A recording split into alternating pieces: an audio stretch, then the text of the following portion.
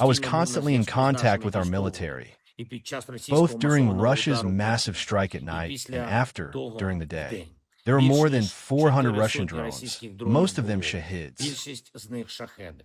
More than 40 missiles of various types as well, including ballistic ones. Fortunately, Ukrainian forces shot down most of them. I thank every one of our units. But still, unfortunately, there were hits with damage to infrastructure in different regions and damage to ordinary homes. From the first hour of the night, our military recorded Russian drones moving toward the Polish border. And this movement was not an accident or mistake, but deliberate movement. The Russians used both our territory and Belarusian territory to push them into Polish airspace. Almost 24 drones entered Poland. And from the Ukrainian side, they appear to have directed less than half of the total number. This was a calculated Russian activity. And we can see the result, how difficult it was to deal with. Ukraine offered Poland the necessary assistance in countering this. No one can guarantee that there won't be hundreds if there are already dozens of drones. Only joint European forces can provide protection.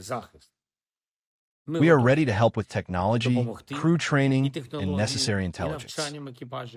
Unfortunately, as of now, Russia has not faced a strong reaction and action from global leaders for what Russians are doing. There are more than enough statements, but so far there is a deficit of action. The Russians are testing the limits of what is possible.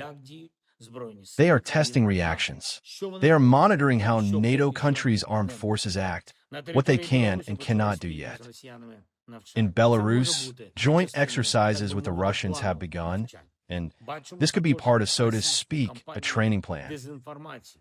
We also see a Russian disinformation campaign against both Poland and Ukraine.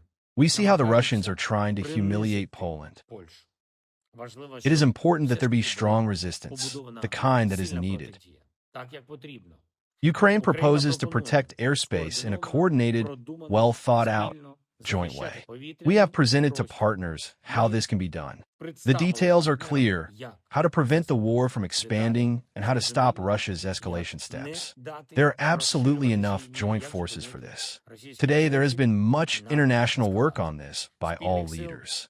I thank every leader who has supported Poland, who supports Ukraine, who understands the threat to countries on the eastern flank, and who understand that Russia is now making drones its main tool for killing and destabilization. Meanwhile, the missile threat is not decreasing. Russia continues to build up its military industry.